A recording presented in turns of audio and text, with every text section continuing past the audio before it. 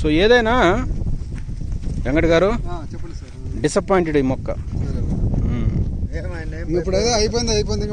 భయపెట్టడం కాదు, భయపడేది రైతు చెప్పదు. భయపడాల్సిన అవసరం లేదు, వీటి మొక్కలకు భయపడేది ఉంది. మొత్తం మీద ఒక 30-40 పోయి ఉన్నాయి. మొక్కలు పోయినందుకు బాధపడగా గురుగారు, దానిపైన తీసుకోవద్దు. నువ్వు మొక్కలను ఏ విధంగా సస్యరక్షణ చేసి దాన్ని నిలబెట్టాలి అది ఆలోచించండి. మొక్కలు పోయింది అసలు ఆలోచించద్దు. ఎండిపోయినా అన్ని మంచిది. ఇంకా అది మధ్యలో పోతే మళ్ళీ ఇప్పుడు ఒక సంవత్సరం తర్వాత పోయింది అనుకో, అప్పుడు బాధపడాలిగా. పోయే తాలు బ్యాచ్ అంతా ఇప్పుడే పోవాలి. అట్లా కొన్ని పోతాయి, మనం అనకూడదు. ఒక 2%, 1% మొక్కలు అనేవి మోర్టాలిటీ ఉంటుంది సహజంగా, దాన్ని మనమేం అనకూడదు. కానీ ఈ మ్యాట్ వేయటం వల్ల నీకేం ఉపయోగం అనిపించింది? గడ్డి, ఇంకా వేరే ఏంటి? వేరే ఏమనిపించడం లేదు. అది కొద్దిగా మొక్క కొంచెం కలగా కనిపిస్తుంది, అదొకటి అంతవరకు. ఓకే, ఇంకా ఇంకేమి లేదు. అంటే వేరే రైతులకు ఏం చెప్తారు, ఇది వేస్తే మంచిది అంటారా? చదువుతుండ అదే నువ్వు వేసి వేరే వాళ్ళకి వద్దంటావు. అంటే నేను దీంట్లో చూసినా కాబట్టి ఇది కరెక్ట్ కాదనిపిస్తుంది నాకైతే. ఏది ఇది కరెక్ట్ చెప్పావు ఇప్పుడు. కానీ ఒకటి తప్పు, మళ్ళీ తప్పు మాట్లాడుతున్నారు మీరు. ఒక రైతు గారు ఇది వేసి హైయెస్ట్ ఈల్డ్ తీశాడు, ఒక రైతు ఇది వేసి లోయెస్ట్ ఈల్డ్ తీశాడు. ఒకరు బాగుపడ్డాడు, ఒకరు చెడిపోయారు. రెండు ఉన్నాయి దీంట్లో. మనం తప్పు మనం డిసైడ్ చేయకూడదు. బట్ నీకున్న టైంలో ఇది కరెక్ట్ టైం కాదు, వేయకూడదు. అదే నేను అదే దానికి ఎయిరేషన్ అనేది పోరోసిటీ వాటర్ కన్నా కరెక్ట్ లేకపోతే నీకు ఇప్పటికే నెల రోజులకే నువ్వు ఇంత గదగదొనుకుతున్నావే. ఇంకా రేపు వర్షాకాలంలో రకరకాల సీజన్లు, రకరకాల ఫ్యాక్టర్స్ వస్తాయి. అప్పుడు నీ యొక్క ప్రాబ్లమ్స్ అనేవి మనం చూస్తూ ఉంటాం. రండి, ఇప్పుడు దీనికి తెలుసు ఏం రోగాలు వచ్చినాయి మీకు మామూలుగా ఏం తెలుస్తున్నాయి మీకు? అదే ఇప్పుడు అక్కడ చూస్తున్నామా మ్యాక్స్, అదే త్రిప్స్ ఉంది, మైట్స్ ఉంది, బంక్ అంటారు చూడు, బంక్ వచ్చింది బాగా. దీనికి అన్ని రకాల మైక్రోన్యూట్రియన్ డెఫిషియన్సీ బాగున్నాయి.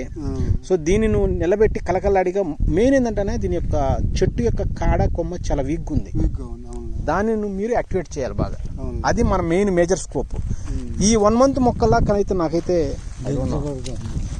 మా వెంకటేశ్వర గారు, కాకల వెంకటేశ్వర గారు 40 సంవత్సరాల మీద దీంట్లో మొక్కలు ఎట్టున్నాయి మనకి చెప్పాయి. మన ఎంత బాగుంది. మరి అన్నగారికి 2-3 మొక్కలు తెచ్చి చూపించేవాడిని. ఆయన వచ్చి చూశాడు. అది కాదు, నీకు అన్ని తెలిసి ఎందుకు నువ్వు సపోర్ట్ చేయ? అలాంటి 2 మొక్కలు చూపిస్తానికి అర్థమైద్దిగా. లేదు ఒక నిమిషం, అది జైన్ కాదన్నయ్య, అది దాన్ని ఏబిసి అంటారు. అది మెయిన్ మొక్కలు, అవి ఒరిజినల్ మొక్కలు. కానీ ఆ మొక్కలు ఇట్లా 1 year అనే కానీ ఇట్లా రాలేదు. అది జెన్యూనిటీ, గుర్తుపెట్టుకో.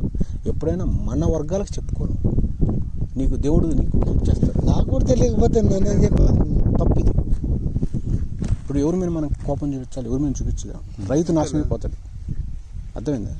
ఈ చిన్న ఏజ్లో ఇన్ని రకాల రోగాలతో మొక్క ఉందంటే రేపు దాని యొక్క అవుట్పుట్ ఎలా ఉంటుంది? నేను బ్లైట్ కోసం చూస్తున్నా, బ్లైట్ ఏమైనా కనపడద్దని చూస్తున్నా. బ్లైట్ కనపడతా నాకు. అది మీ మచ్చలు ఉంటాయి, ఆకులు మచ్చలు చూడండి కొంచెం. నేను చూపెడతాను, నువ్వు తొందరపడదు, అన్ని చెప్తా ఉంటాయి దాని సంగతి. బొక్కలదేం కదనా, ఆకులు పట్టుకోవద్దు, బొక్కలు కానీ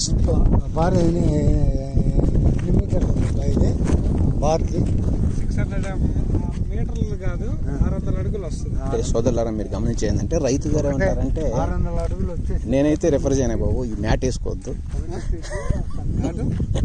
మ్యాట్ వేసుకోవద్దు అని చెప్తాను రైతు గారు. చెప్పండి, అదే కరెక్ట్. నన్ను వచ్చి అడిగారు ఒకరిద్దరు. మా రైతు గారు చాలా తెలివిగా అన్ని రకాలుగా ఆలోచించి మాట్లాడుతున్న సోదరులు. చెప్పి అతనికి ఇద్దరు వచ్చారు, వేసుకోమంటావా వద్దన్నాడు. దాంట్లో మటుకు వద్దా, ఇప్పుడైతే వద్దు.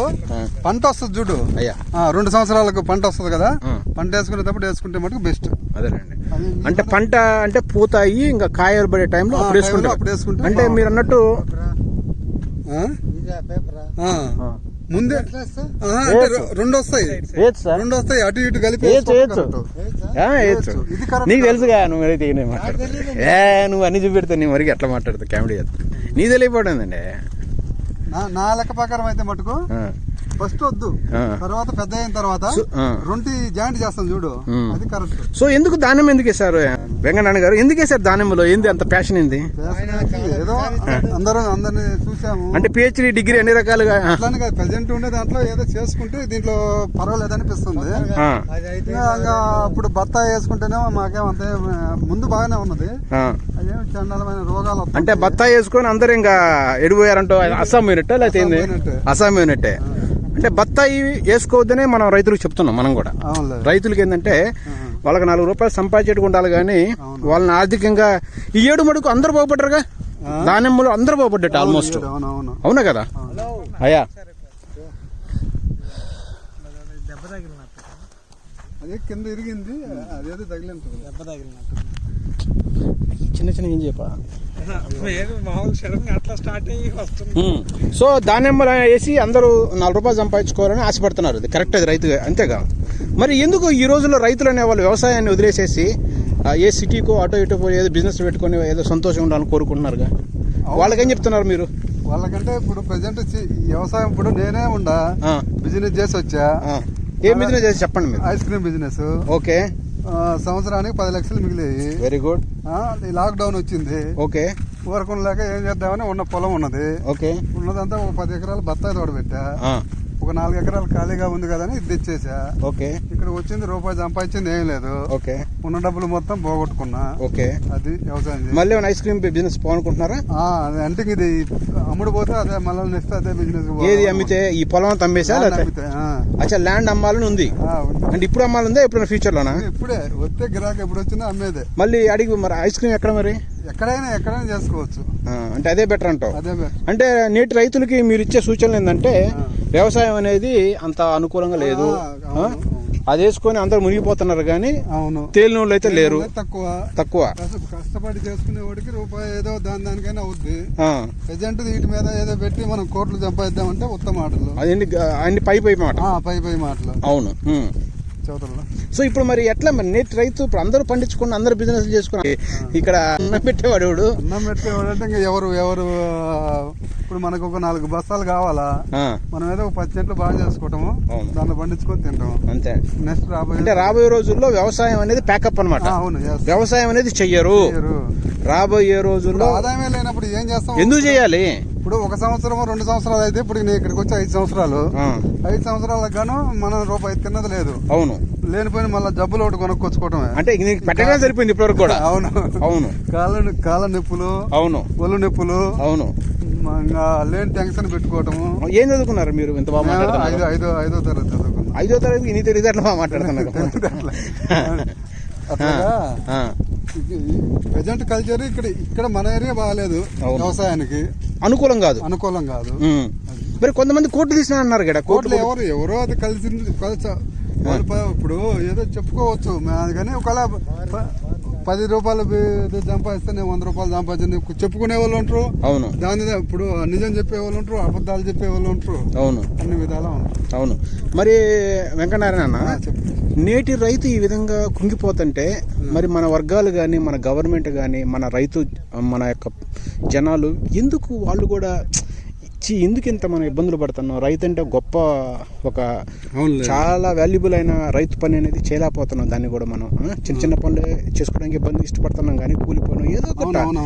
ఇంత మంచి రైతు వృత్తిని వదిలేసి కులాంతరంగా మతాంతరంగా కాకుండా పేరెంట్స్ అంటే మన తల్లిదండ్రుల నుంచి మనకి ఒక వచ్చింది వారసత్వంగా, దాన్ని చేయటానికి కూడా మనోళ్ళు ఇంకా ముందుకు రాలేకపోతే మరి దీన్ని ఎవరు పట్టించుకుంటారు ఈ వ్యవసాయాన్ని?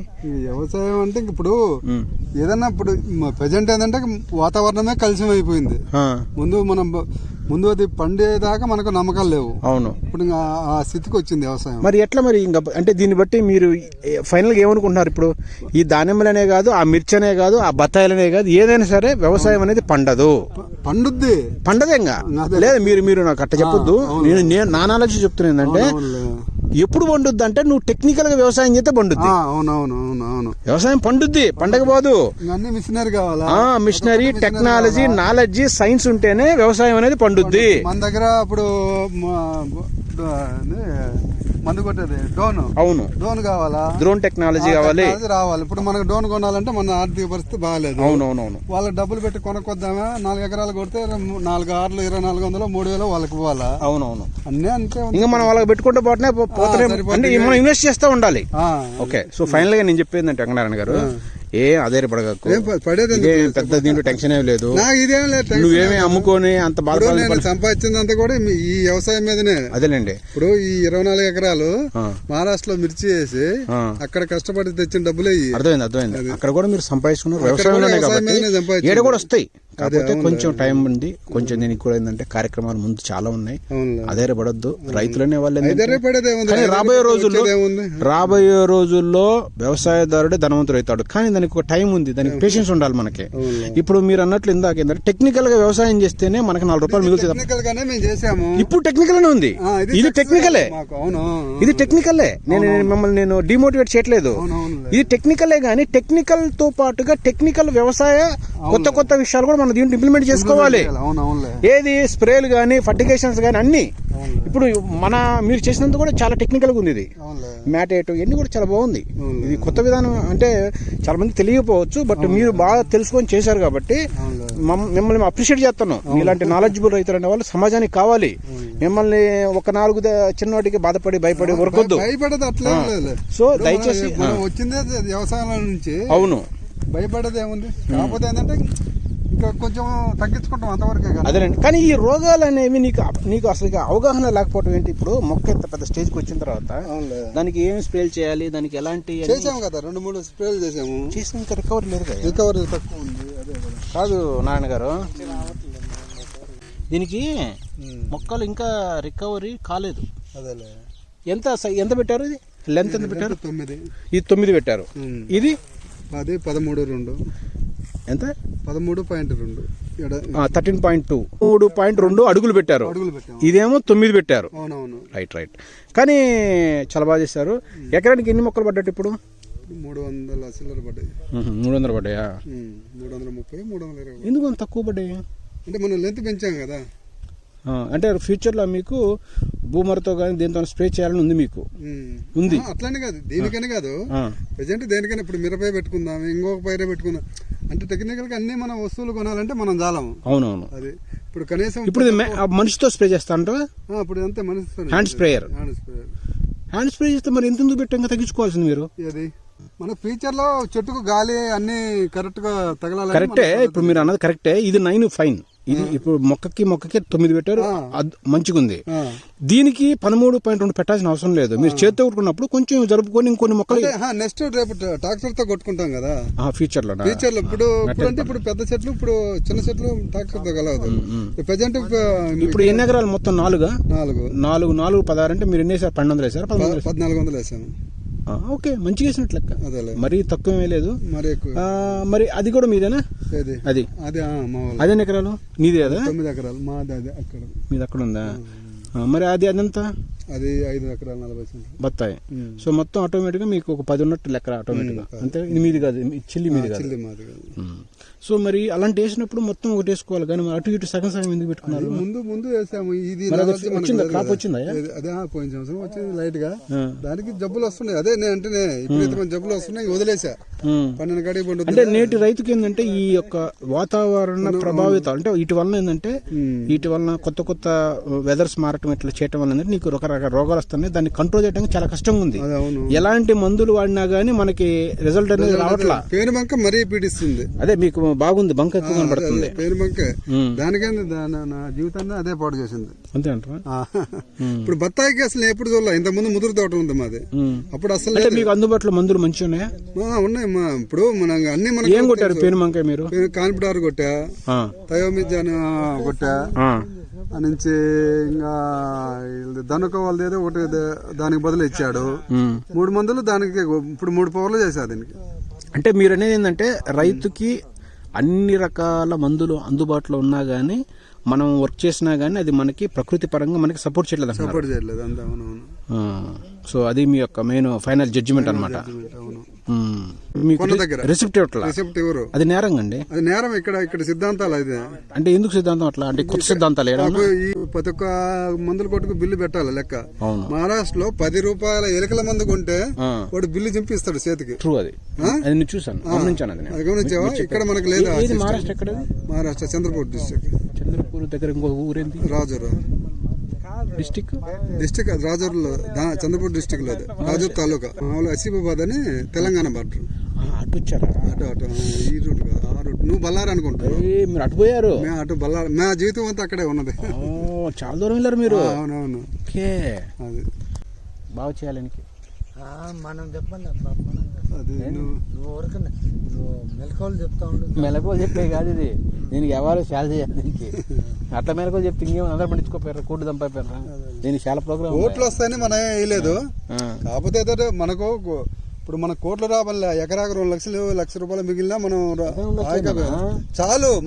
మనం ఆ స్టెప్కు పోలా. ఏది మనం కోట్లు సంపాదిద్దామనే లెక్కలు వేయలే. మనం ఏదో సంవత్సరానికి ఒక 4 లక్షలు 5 లక్షలు మన ఖర్చులు మనం వచ్చినాయి అనుకో హ్యాపీ. ఇప్పుడు అవి కూడా రాకనే కదా ఇంత శ్రమ పడేది. మీరు చెప్పిన పని అర్థం. అది పోతే దీనికన్నా ఎరువు వేస్తావా? వేసిల్లా 15 ట్రాక్టర్లు ఎరువు, 10 ట్రాక్టర్లు ఎరువు తప్పు చేసావు, ఎరువు వేసా. వేయద్దు, తప్పు చేసావు. అది కూడా తప్పు. అన్ని తప్పులు చేసుకుంటూ పోతున్నావు. చెయ్యి సరే నువ్వు వేచి చూడు, రేపు ఎత్తగా నువ్వు 40 ఎకరాలకి వేయి. నీ సంగతి చెప్తాను. స్టార్టింగ్ వేయకూడదు, తర్వాత వేయాలి. మీరు మారాలండి. మీ రైతుల్ని మేము అదే అంటే మనకు అనుభవం లేదు. ఫారిన్ కంట్రీస్ లో ఎవడు పేడ గేట్ల హ్యూమిక్ యాసిడ్ వేసుకోమని చెప్పాను నీకు. హ్యూమిక్, ఫర్మిక్, హ్యూమిక్ ఉంది మంచిగా. పేడ ట్రాక్టర్ పేడని మీరు బాగా దాన్ని శుద్ధి చేసి దాని నుంచి సారాయిలాగా నీకు లిక్విడ్ ఇస్తే వచ్చేది హ్యూమిక్కే. దాంట్లో ఇంకేం వేరే ఉండవు. చెప్పి మన నోరు పోతుంది రైతులకి. దాంట్లో అనవసరంగా రూట్ గ్రబ్బు ఈ రకరకాల రోగాలు వస్తాయి. సైన్స్ అన్న, సైన్స్తో వెళ్ళాలి మనం. ఇది ఎట్లుందా దీని పరిస్థితి? చెప్పేదానికి ఏమన్నా దీనికి డౌట్ ఉంది. పోతా దీంట్లోకి వచ్చింది.